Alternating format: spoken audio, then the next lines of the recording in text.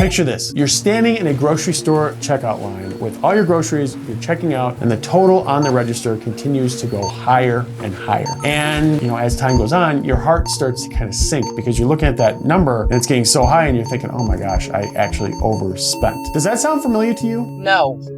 But yes. Especially nowadays, I think that we've all been there, right? And you start looking at the items, you're like, what did I buy? Like diamond encrusted apples? What is going on here? Well, you didn't. It's probably inflation, but I do think that this video can help you. I spoke with my AI assistant, Tiara, to share some of the kind of lesser known ways of saving money at the grocery store. And I have to say that she did not disappoint me. These are some really good ideas that you probably haven't even heard of before. So here's how that conversation went. Hey, Tiara. Money is tight right now, and I'm trying to find ways to save on my grocery bill.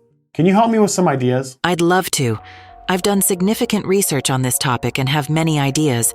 Let's structure it in 2 parts: planning before the grocery trip and shopping strategies while at the store. Let's get started with discussing what to do before you go to the grocery store. 1. Plan your meals for the week. Spend just 15 minutes a week thinking about what you want to eat, and you'll save a ton of cash. Because you'll only buy what you need, and you won't end up with a fridge full of random ingredients that'll go bad before you figure out what to do with them. Here's a pro tip. Plan your meals around what's on sale that week. Most stores have their ads online now, so you can check them out while chilling on your couch. So meal planning is a huge deal in our house. And every week we try to make sure that we create 3 different dinners for ourselves. And then otherwise we eat leftovers. And it's good because it saves us from eating out. And frankly, with 2 kids under our roof, it just makes our life so much easier. 2. Make a detailed shopping list and stick to it. Before you write your list, raid your pantry and peek in your fridge. You might find forgotten treasures or ingredients that need using up. Once that is done, include only what you need on the list, and when you hit the store, stick to it like glue. Treat everything else like it's invisible. Your mission is to get in, grab what's on the list, and get out without any impulse buys hijacking your cart. I wish that my wife would get better with this, right? So the way that I do things, and we order everything from Walmart, what I do is I'll open up the Walmart app, I'll go ahead and add everything from previous orders that I know that we need, and then I'll walk over to the fridge and I'll walk over to the pantry to make sure that I'm not missing anything, and I'll add the items to the list as needed. And that works out really well for me. Now, if my wife gets involved, sometimes she decides she's just not going to do that, she adds extra items, and if you're wondering, yes. It drives me absolutely crazy. 3. Download cashback apps and use rewards credit cards. First up, cashback apps. Apps like Ibotta, Fetch Rewards, and Checkout 51 are basically free money waiting to happen. Before you shop, check these apps for offers. Buy the stuff you need, snap a pic of your receipt, and boom, cash back in your pocket. It's like getting paid to grocery shop. Next, level up with a rewards credit card. For instance, the American Express Blue Cash Preferred Card gives you 6% cash back at supermarkets. But here's the real magic trick. Use your rewards credit card to pay for stuff you found on the cashback apps. It's like double dipping, but totally legal. Now, while I haven't done this myself, I think the idea of using a rewards credit card paired with a cashback app is actually a great way to save, maybe 10 or 15%. So like I said, I haven't done it myself, but I can definitely see why it would be worth doing. 4. Set a grocery budget. Start by checking out your recent grocery spending. Don't panic if it's higher than you thought. Then, decide on a realistic amount that fits your overall financial goals. If credit cards aren't your thing, try the cash envelope method. Take out your budgeted amount in cash and use only that for groceries. If you're more tech-savvy, use a budgeting app to track your spending. The biggest thing to understand here is that in the first few weeks, you're going to have to look at your bills a lot, and you're going to have to keep readjusting things. And you probably won't nail it the first time, and that's totally fine. This is something that kind of evolves over time until you have it, down to a science. 5. Download your grocery store's app for digital coupons. Most major supermarkets have their own apps now, and they're packed with digital coupons and exclusive deals. Before you hit the store, take a few minutes to scroll through the app and load up those sweet, sweet discounts. Plus, many of these apps let you build your shopping list right there, so you can see your savings stack up before you even step foot in the store. We shop at Albertsons for all of our fresh fruit, and while their app can be a pain in the butt sometimes, this actually does work. I've seen it myself. 6. Try online grocery shopping or curbside pickup. Hop onto your favorite store's website or app, fill up your virtual cart from the comfort of your couch, pajamas optional, and boom, your groceries are ready for pickup or delivery. No more impulse buys as you wander the aisles, no more getting tempted by those sneaky end cap displays. You stick to your list, save time, and often save money too. Many stores offer free pickup, and some even have special online-only deals. Plus, you can easily compare prices and see your total before checking out, so there's no shock at the register. So for us, this is a big winner. So one of the things that I love about the Walmart app is just how easy it is to reorder things. And you may think, oh, I don't reorder the same things. You do. We all do. It's creatures of habit thing, right? And what we'll do is if we're, willing or kind of running errands already, we'll go there after we order them. They'll pack them all for free and everything, and we'll just pick them up. Or if we're feeling lazy, then I'll have them drop it off. But regardless of what we choose, we have those fees built into our grocery budget every month so that we know, hey, if we're getting delivery, this is where we're gonna fall. 7. Grow your own herbs or vegetables if possible. Now, I know what you're thinking. But I live in a tiny apartment. Or, I kill every plant I touch. Start small with some herbs in your kitchen window. Basil, mint, cilantro. These little guys are like the overachievers of the plant world. They grow fast, taste amazing, and can save you a bundle compared to those sad, bottled and dried herbs at the store. If you've got a bit more space, try some easy veggies like tomatoes, lettuce, or peppers. You can even grow them in containers on a balcony or patio. Not only will you save money, but there's something seriously satisfying about eating food you grew yourself, and you'll know exactly what you sprayed on it as it grew. I actually love doing this. So even though we're in the desert and it is hot, what I did is I got raised planter beds and I put my own herbs and certain vegetables in there. And I gotta tell you, those herbs and vegetables, they're amazing. They taste very good. And there's something special when you've actually grown it yourself because you know what's gone on to it, etc. So it's a very valid thing. 8. Learn to preserve foods, canning, freezing, etc. Imagine buying fruits and veggies when they're dirt cheap and enjoying them all year round. That's the magic of preserving foods. Now, I know canning might sound like something your grandma did, but trust me, it's making a comeback, and for good reason. Freezing is another game changer. Chop up those bell peppers when they're on sale and freeze them for future stir fries. And don't get me started on the money you'll save by freezing leftovers instead of letting them go to waste. You don't need fancy equipment to get started. A few mason jars, some freezer bags, and a bit of know-how will set you up for success. Freezing food is something that we do all the time in our house. So usually what we'll do if we're making tacos or I make chili or, spaghetti sauce, all these different things that, are kind of sauces, what we do is we'll purposely make more than we actually need and we'll take the remainder, we'll put it in a freezer bag and we will freeze it, which is great because then you always have a meal kind of ready to go whenever you need it. And it's just something that's, right there. It doesn't take long to heat up at all. While at the store, 1. Buy generic or store brand products. Store brand items are often just as good as the fancy name brand stuff, but they come with a much friendlier price tag. We're talking about saving an average of 25% on your purchases, sometimes even up to 40%.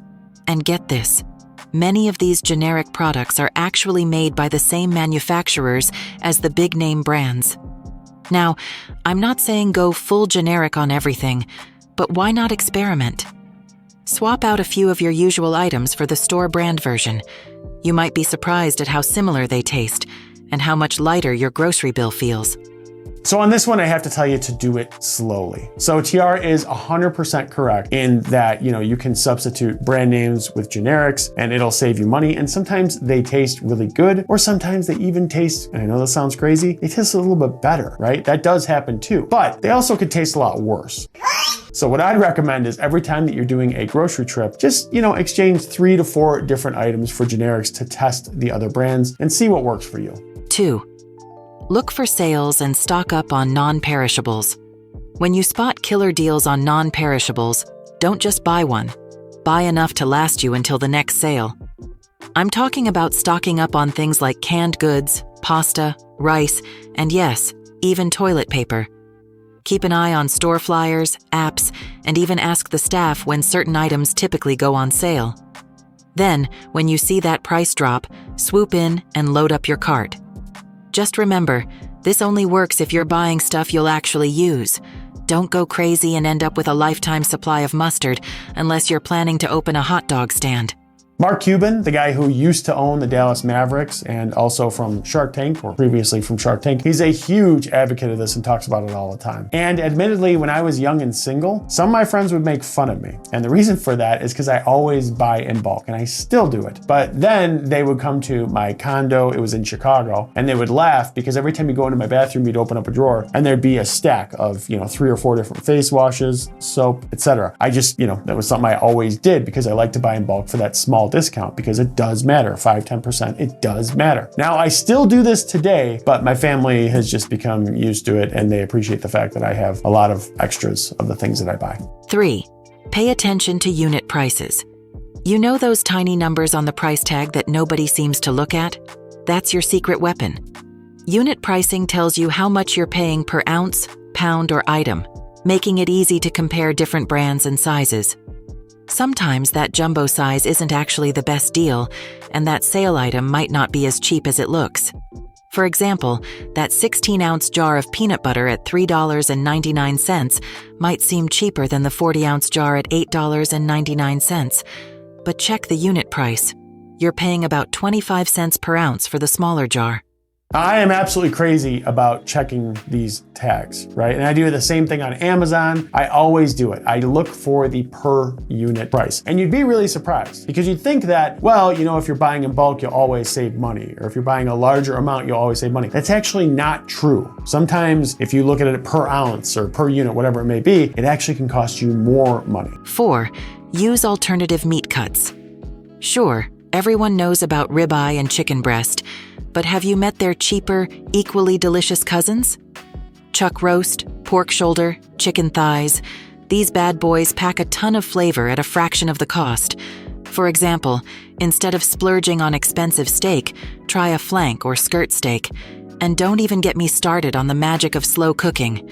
Tough, cheap cuts like beef brisket or pork belly turn into melt-in-your-mouth goodness with a little patience. Plus, learning to cook these cuts will make you feel like a 5-star chef. I can confirm that this works really well as well. So usually what we'll do is we'll buy tougher cuts of meat and then I'll just break it up with a meat mallet and then we use our Instapot to cook it and it is absolutely delicious. 5. Avoid shopping when hungry. Studies have shown that shopping while hungry can increase your spending by up to 64%. That's right, your rumbling tummy could be costing you some serious cash. So here's the golden rule. Always eat before you shop. Have a snack, a meal, heck, even a piece of fruit before you hit the store. And if you absolutely must shop while hungry, stick to your list like your life depends on it. Now, we all probably know this one. And FYI, I do have to say that even though it's only supposed to be at the store, the reality is if you're on the app, if you don't have enough discipline, it can happen there too. 6. Shop alone if possible. Now, I know grocery shopping isn't exactly a party, but bringing along your bestie, your kids, or even your significant other might be costing you more than you think. Here's the deal. When you shop alone, you're the boss of that cart. No impulse buys from your friend who just has to have those fancy chips, no kids begging for sugary cereals, and no partner throwing in extra snacks. Studies show that shopping with others, especially children, can increase your spending up to 35%. Now, I've never thought of this, but I can definitely understand how it's true. So right now we have a 2.5-year-old little girl. Her name's Sarah. She's beautiful, but daddy, I want this at the grocery store, or daddy, I want this. So avoiding bringing her all together makes it a lot easier. 7. Stick to the budget at all costs. Here we're talking about the drop zone technique, and here's how it works. As you're cruising through the aisles, organize your cart like a pro. Put your absolute must-haves in the main part of the cart. But here's the trick. Create a special section, maybe the child seat area or the front of the cart, for those maybe items. These are the things you want but could live without if your budget gets too tight.